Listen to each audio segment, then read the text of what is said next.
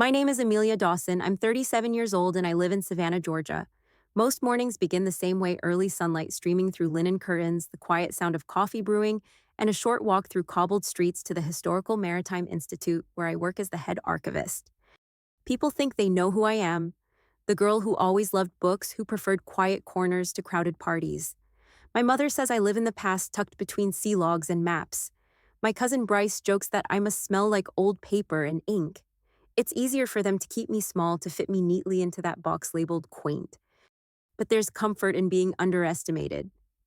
I walk into work with a tote bag and flats nod at the same security guard and settle into a workspace that smells of wood polish and salt air. From the outside, it's all very quiet. Antique globes, parchment maps, navigation tools from centuries past. My fingers brush history every day, and I love it because history, when you learn how to read it, tells you how people move, what they ignore, what they never see coming. My family doesn't visit often. The few times they do, they tilt their heads and ask if I ever get bored cataloging shipwreck records. I smile, nod, and say something soft about loving the details.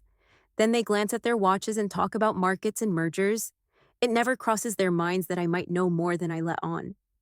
I suppose I've always lived in that quiet middle space. Not loud enough to threaten, not flashy enough to impress, but silence is a choice. And in my case, it's a shield, a design. Most people assume this building holds nothing but archives and dust. But 2 levels down behind a panel marked for restoration storage, something else hums. I won't get into specifics, not yet. But let's just say I don't only preserve maps, I use them to chart entirely different kinds of movement. At the end of the day, I take the long way home, past the marina, past the coffee shop that knows my name but not my story. I stop and watch the horizon, sometimes thinking about how little people really see when they think they figured someone out. They never ask the right questions. I'm not bitter. Not really. It's just, I've learned that some things are stronger when built in silence, that some of us aren't meant to shine under spotlights. We were made to glow steadily just out of view until the moment is right. And my moment, it's coming. I was 8 the first time I noticed how easily Bryce filled a room. We were at a 4th of July picnic, the kind our family held every summer on the back lawn of the Lennox estate. Bryce had found a football and managed to gather half the cousins into a game while I sat under the oak tree with a library book, chewing on a piece of cold watermelon and pretending not to care. Bryce was always like that. Golden, loud in the right ways. He had this effortless way of becoming the center of attention even when he hadn't done much of anything. I, on the other hand, was always told I was smart, but in a way that sounded like an apology. When I was 12, I won the regional science competition with a project on marine sonar patterns. I had stayed up late every night for a month, charting data, learning to code simple scripts, even calling a retired Navy technician to ask about underwater acoustics. The day I brought home the trophy, I held it up at Sunday dinner, hoping maybe this time they'd really see me. My aunt smiled politely and passed the potatoes. Then my uncle clapped Bryce on the back and asked how his baseball team was doing. Bryce shrugged and said he'd hit a double. The whole table erupted with praise. I remember lowering the trophy onto my lap and tracing my name etched into the brass with my thumb, pretending the applause was for me too. That kind of thing didn't just happen once. It happened all the time.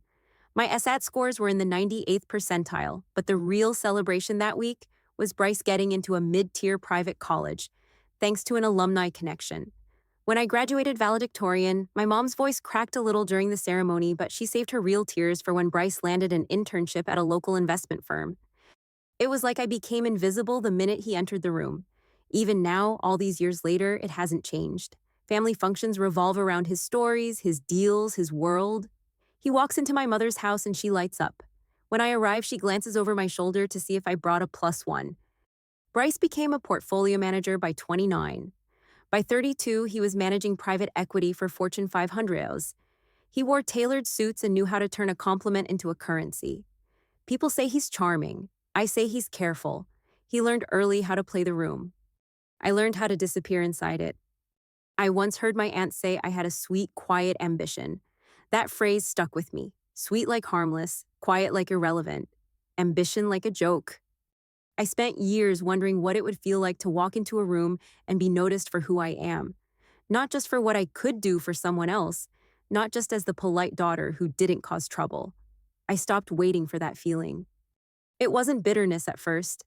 It was more like a dull ache, the kind you carry so long you stop noticing it's there. I didn't hate Bryce, not really. I just grew tired of being edited out of my own story. Every time he won, it felt like I shrank. There was one Thanksgiving when I had just finished my master's in information science. I had worked 2 jobs and defended my thesis with distinction. I showed up late, exhausted but proud. Bryce pulled into the driveway behind me in a leased Maserati. The whole family went outside to look. I ate cranberry sauce alone in the kitchen. That was the day I decided to stop playing the part they had written for me. I wouldn't ask to be seen anymore. I'd build something they couldn't ignore even if they didn't know where it came from. I didn't need applause, I needed clarity.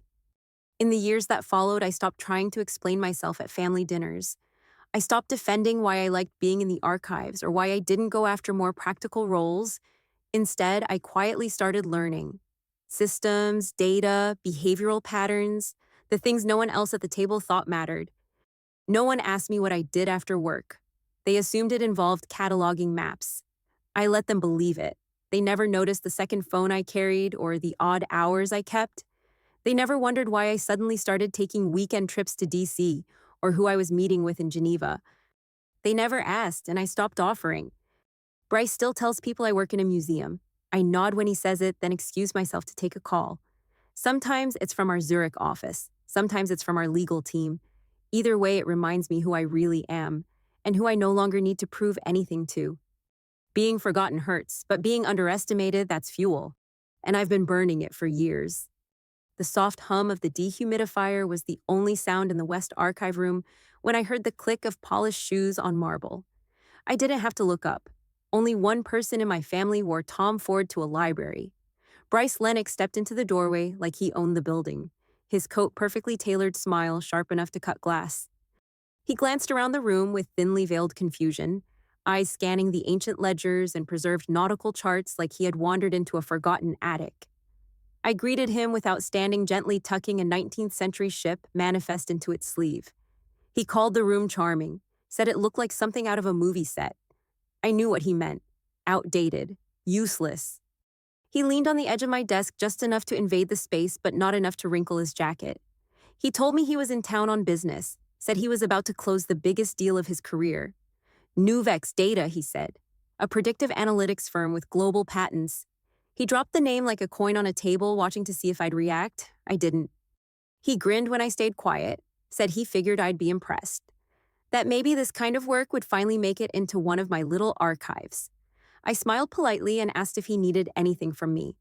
He waved a hand already halfway through a monologue about markets and timing, how his firm was positioned perfectly to absorb Nuvex, how his clients would double their portfolios. He always talked like success was something that happened to him, never something he built. He asked if I was still filing shipwrecks and treasure maps. I nodded, told him some stories are more valuable than people realize. He laughed and called me sentimental, said there's no money in memories. I let that one sit in the air between us. I stood to file a bound journal behind the glass case. He followed, trailing that faint, expensive cologne. He asked why I stayed here, said I was too smart to rot in a place like this. I told him not everything worth building had to be loud, that some things took shape slowly in quiet places. He didn't hear me, or maybe he chose not to. As he walked toward the door, he threw over his shoulder that maybe next time I'd have something to show at dinner. Something real. His tone was teasing, but his words carried a blade. I told him to enjoy the gala. He said it would be a big night for the family. I nodded. Said it would be. Once he was gone, the archive returned to stillness. The air seemed clearer. I turned the lights off in the main reading hall and walked toward the basement where a separate biometric lock waited behind a false panel. Behind it, the heart of Stratus Intelligence pulsed in silence. Bryce talked about owning Nuvex. But I already did, he just didn't know it yet. The moment Bryce's footsteps faded down the hall, I turned the lock behind him and took a slow breath. I didn't feel triumphant. I felt composed. The kind of quiet certainty that only comes from knowing the full picture when everyone else is still guessing at corners. I walked to the far wall of the archive where a panel disguised as a drawer slid open with a biometric scan. Beyond it, soft lights illuminated a private server room humming in clean, perfect order.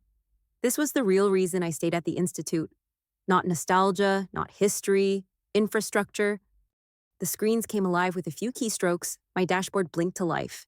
Zurich was green, Tokyo on standby. Our acquisition route had been mapped months ago.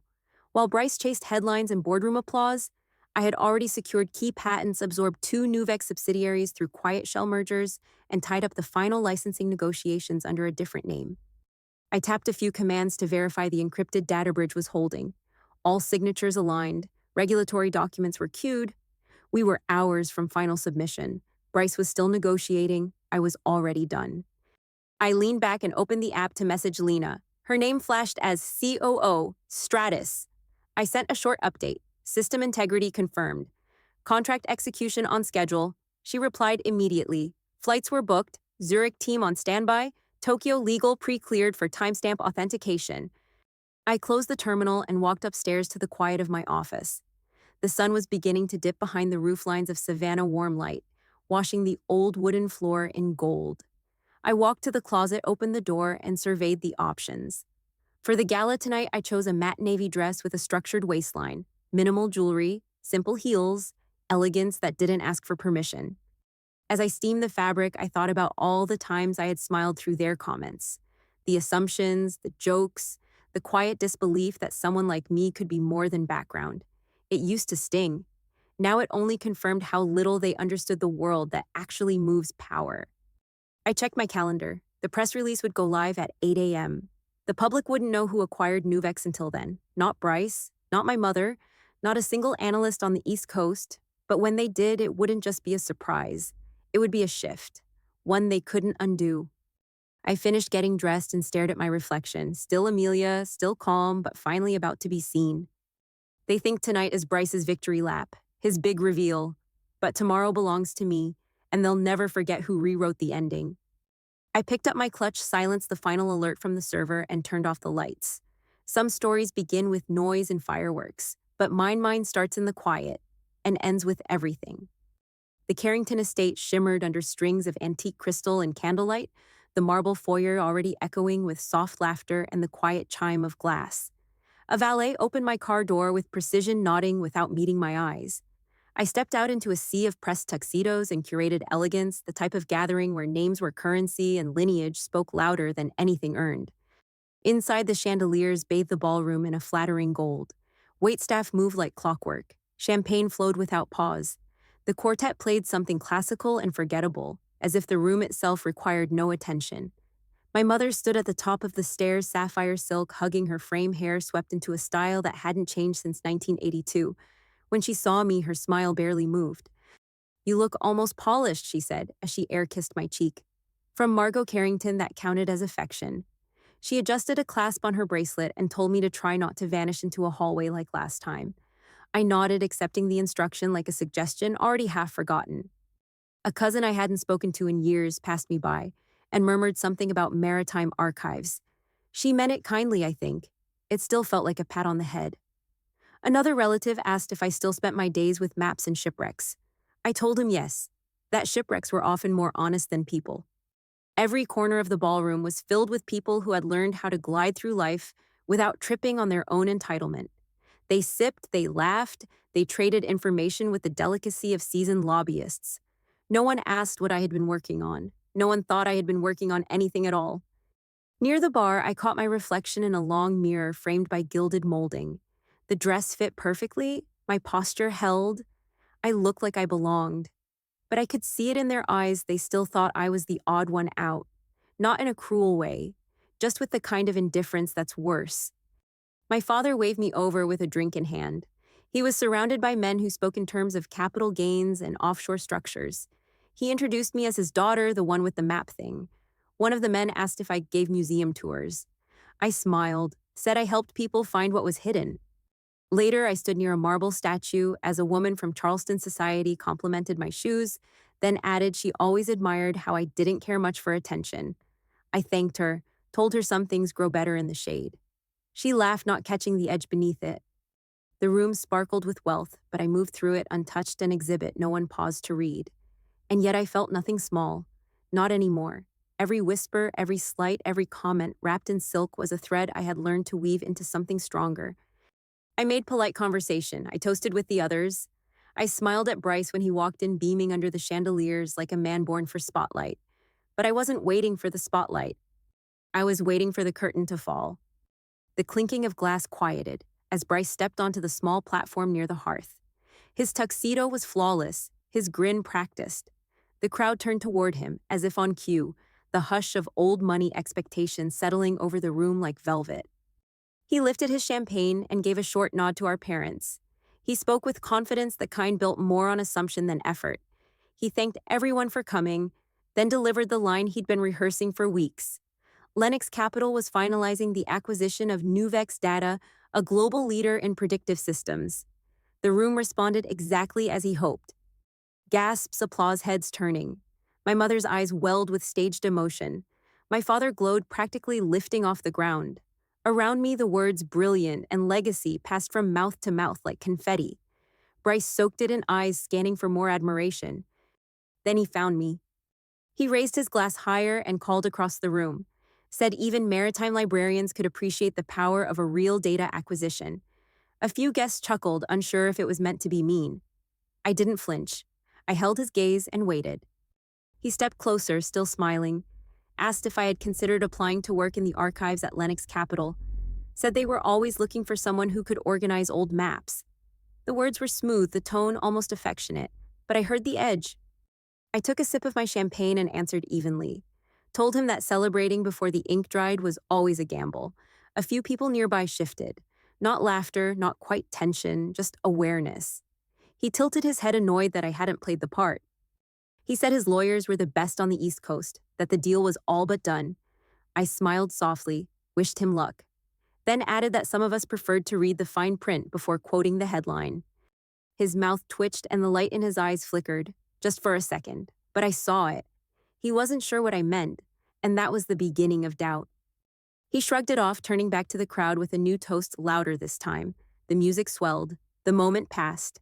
Guests resumed their conversations, drifting toward hors d'oeuvres and bourbon carts. I stayed near the back, quiet still. The chandeliers reflected in the glass above the fireplace fractured into points of light. Bryce held court at the center of the room. My parents hovered nearby, basking in his glow. But the deal he bragged about, the one that had them clapping and whispering, it wasn't his. Not anymore. I didn't say another word. I didn't need to. My name wasn't in their press release. Not yet. But tomorrow morning, it would be the only name anyone remembered. Let them toast tonight. Let him smile and celebrate and bask. Because when the papers hit at dawn, the silence would break.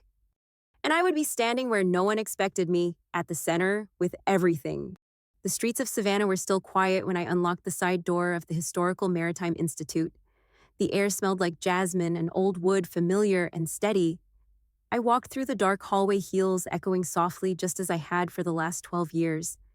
Upstairs, the reading room remained untouched. Sunlight filtered through tall windows, catching motes of dust in slow motion. Lena was already there, hair pulled back, tablet in hand, posture precise. She looked up as I entered, nodded once, and slid the screen across the desk. All systems were green, time zones aligned, press partners queued. At exactly 8:00 a.m., the embargo lifted. The announcement went live. For a few seconds, everything stayed still. Then one headline appeared, then three, then a cascade. Stratus Intelligence acquires Nuvex in quiet power move. Mystery CEO behind billion-dollar deal revealed as Amelia Dawson. How a maritime archivist outmaneuvered Wall Street. I sipped my coffee and glanced at the feed. Major outlets picked it up within minutes. Tweets turned into think pieces. Analysts scrambled to understand how they had missed it. They hadn't, they just never looked. My phone buzzed before 8:05, Bryce. I answered with calm. He didn't bother with pleasantries. His voice was already loud, cracking under the weight of disbelief. He shouted about legal teams, said the acquisition was his, demanded to know how I pulled it off. I let the words wash over me like wind. I told him we'd been negotiating with Nuvex for nearly a year, through silent intermediaries, through clean contracts. I said our papers were signed and certified before his even hit review. He didn't believe me at first. Then I heard the shift. Papers shuffling, voices rising in the background. The unraveling had begun. He asked why I would do this, why I'd hide it, why I hadn't told the family. I told him I had no obligation to explain how I moved, that being overlooked was useful if you knew how to listen while others talked. He accused me of betrayal. I corrected him. This wasn't betrayal, this was strategy. Years in the making, clean legal, precise. There was a long silence, then the call dropped. I didn't smile. I didn't gloat. I simply closed the call and turned back to Lena. She didn't say anything. She didn't need to. She just passed me a fresh report from Zurich and opened her next task. Outside, the day moved forward. People still walked dogs and poured coffee. The archive remained quiet. No flashing lights, no grand stage. But the world had shifted, and they all knew it now. The call came just after 9, my mother's name flashing across the screen in bold, insistent letters. I let it ring twice before answering, coffee still warm in my hand. Her voice burst through like broken glass, sharp high and already fraying at the edges. She didn't ask how I was. She didn't even say good morning. She demanded to know what I had done, said the news was everywhere, said Charles was on the phone with half the board and Bryce wasn't speaking. She asked how I, Amelia the quiet one, had managed to buy the company her golden boy had been circling for months. I told her calmly that I had been building Stratus for nearly a decade, that every acquisition, every strategy had been executed with precision. She kept cutting in disbelief, fighting for space between her questions. She didn't understand. She said I was supposed to be cataloging ship logs, not making international deals. I reminded her that I always said I loved patterns. She never asked what kind. She said I'd humiliated the family, that people were calling already, that no one knew how to explain it. I said I hadn't asked them to. Her tone shifted then, quieter, less fury, more confusion. She asked why I kept it from them, why I let them believe I was small. I didn't raise my voice. I told her the truth, because none of them ever thought to ask who I was becoming. There was a silence on the line long enough for me to hear her breathing. Then she asked where I was, if I was still at that apartment near the library. I smiled, said no, told her I'd moved. She asked where. Her voice caught softer now.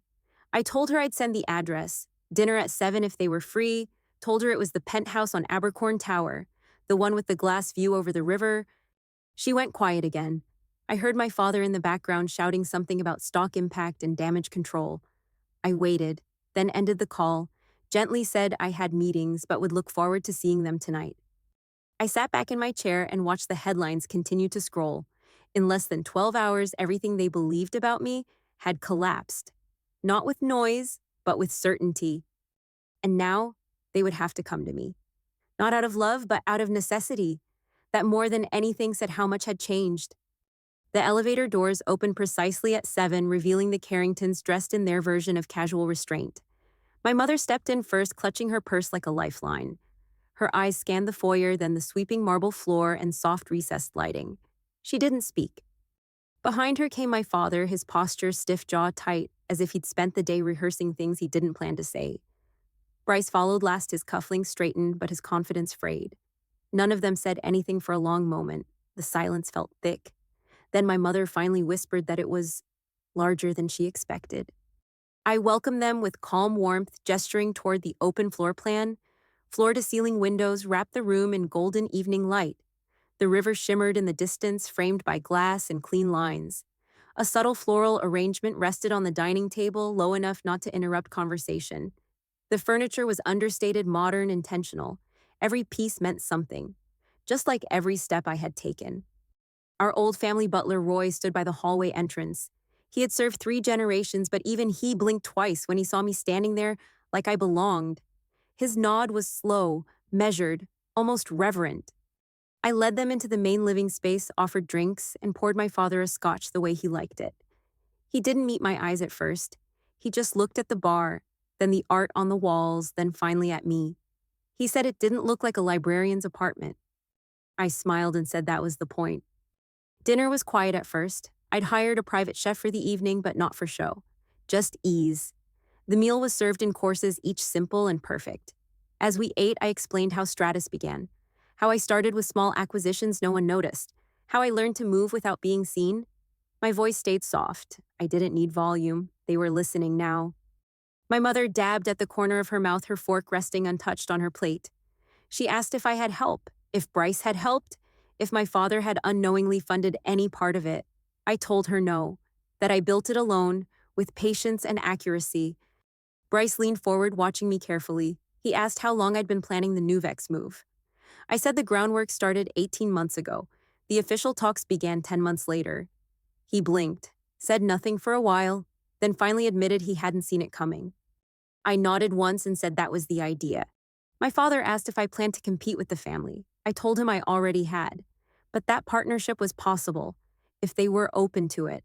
His brows lifted and he looked at me like a stranger he wasn't sure how to read. Across the table, my mother studied the view. She asked how long I'd lived here. I said 2 years. She asked why I never mentioned it. I reminded her we hadn't really talked much in that time. The truth lingered in the room longer than the dessert. When the final course arrived, bourbon tart with pecan glaze, Bryce leaned back in his chair and exhaled slowly. He said he thought he had everything figured out, that he believed I had chosen smallness. I told him I hadn't. I had chosen silence, and then I let it grow. He looked at me differently after that, less with rivalry, more with reluctant respect. My father raised his glass at the end of the meal, said the world was changing faster than he liked, but that some changes were worth paying attention to. That was his version of an apology. I accepted it. As they left, my mother lingered in the doorway. She touched the frame with her fingers as if checking it was real. Then she turned to me and asked if I had always been like this. I told her yes. She just never looked close enough to see it. Then I closed the door behind them and exhaled for the first time that day. Not from relief, but from arrival. This was my space now, my name, my empire. And they knew it. The morning after the dinner, I parked in the same spot I always did. The lot behind the Historical Maritime Institute was quiet, the air still holding a bit of cool before the Georgia heat crept in. I pulled my tote over my shoulder, locked the car, and walked through the back entrance like I had every weekday for years. Inside, the marble floor echoed softly beneath my shoes. I nodded at the security guard who waved like always. He didn't say anything different. No congratulations, no questions, just familiarity. I liked that. In my office, the light filtered through the high windows just the way I loved. The smell of old paper and polished wood grounded me. Lena was already at her desk reviewing schedules for the upcoming archival exhibit. She looked up, gave a small smile, and asked if I wanted coffee. I told her yes. It was the most normal moment of my entire week, and it was perfect. No one here cared about mergers. No one mentioned headlines. I was still Amelia, still the head archivist, still the one who kept the timeline straight and the rare maps cataloged. And somehow that felt more validating than any news alert flashing my name.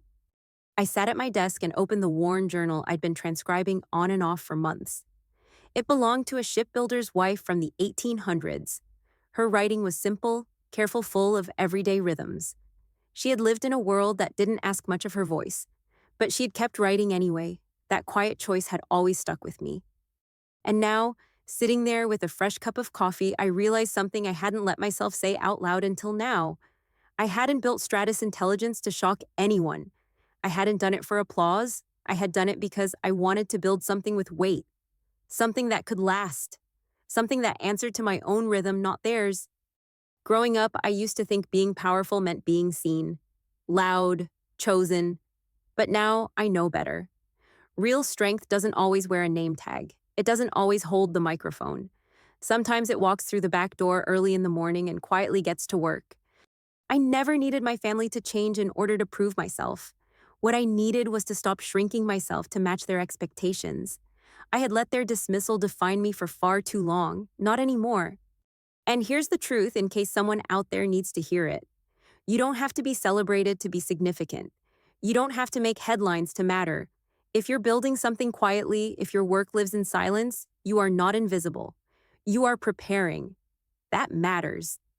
The real victory wasn't the deal. It wasn't the moment my name hit the front page. It was this. Sitting here in my favorite chair surrounded by books that smell like memory, knowing that I am exactly where I need to be, and I didn't need to shout to get here. So, if you're watching this, and you've ever felt overlooked or underestimated, I see you. If you've ever poured your heart into something behind closed doors, wondering if it's enough, I promise it is. You don't need permission to become who you are. Keep going, keep building, even if no one's watching. Especially then. And when your moment comes, don't worry about making noise. Just stand in your truth. That's the only kind of spotlight that lasts. Now, if you'd like to walk with me through what comes next, you know where to find me. And if you have something of your own you're building quietly, I'd love to hear about it. Because stories like ours, they're not small, they're just waiting for the right time to be seen.